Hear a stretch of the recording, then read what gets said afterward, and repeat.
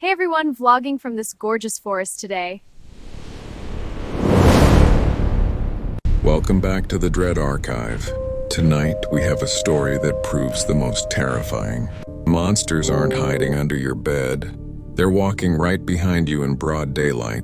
Let's begin. This story from a couple of years ago is without a doubt one of the most horrifying things that has ever happened to me.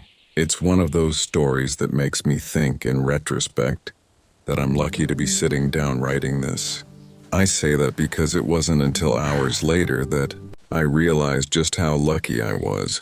I'll try my best to tell this story, but please go easy on me.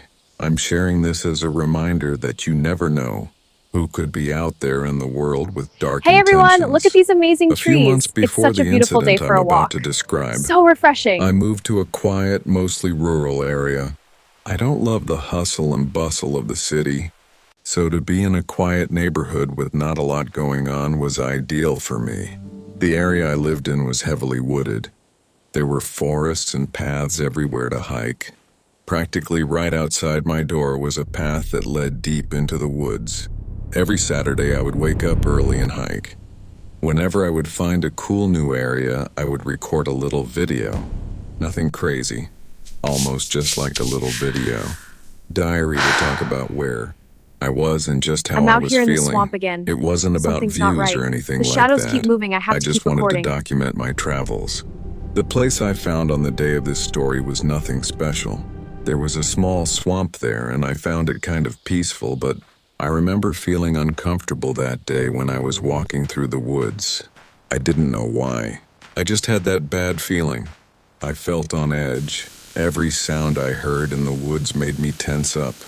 I had walked these woods so many times at this point, and I never felt like this before. So when I got to the swampy clearing and felt that moment of peace, it just felt nice. I pulled out my phone to record a video that lasted maybe a few seconds, describing the area. As soon as I was done, I started making my way to the public trails, and eventually to the public restrooms. As I walked out of the bathroom, this man in a black hoodie, purple hat, and sunglasses came right up to me and said, "Hey there." He said it with a lot of confidence, almost like he knew me. She's walking that I way. said hi back just over there. politely, if not a little Don't you surprised. worry, I'll show you. As I was walking away, I could hear him following me. I turned around and he waved and said, "Looks like we're going to hit the same trail." I smiled, but I was feeling major creep vibes from this guy. I told him I was actually waiting for someone. He nodded, walked a few feet, then turned around again and asked if I could help him.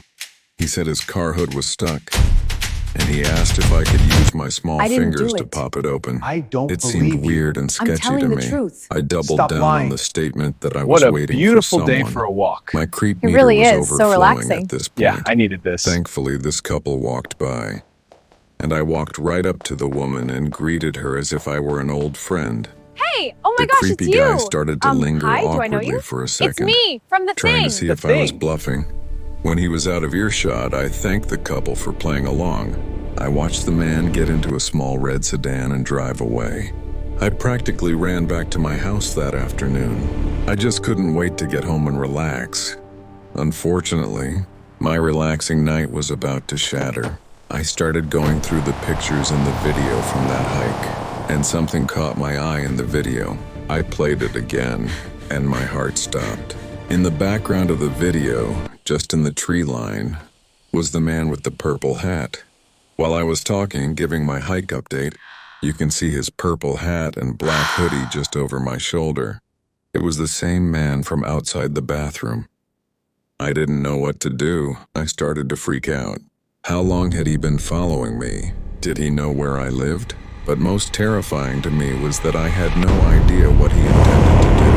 He clearly was trying to follow me back into the woods. I called the police, but as far as I know, they never caught the guy. I never hiked alone after that, and I moved away about a year later. Be careful out there, my friends, because you never know who's out there lurking just behind you, waiting for the perfect moment. Thankfully, that purple hat guy never got his moment, and I hope he never does.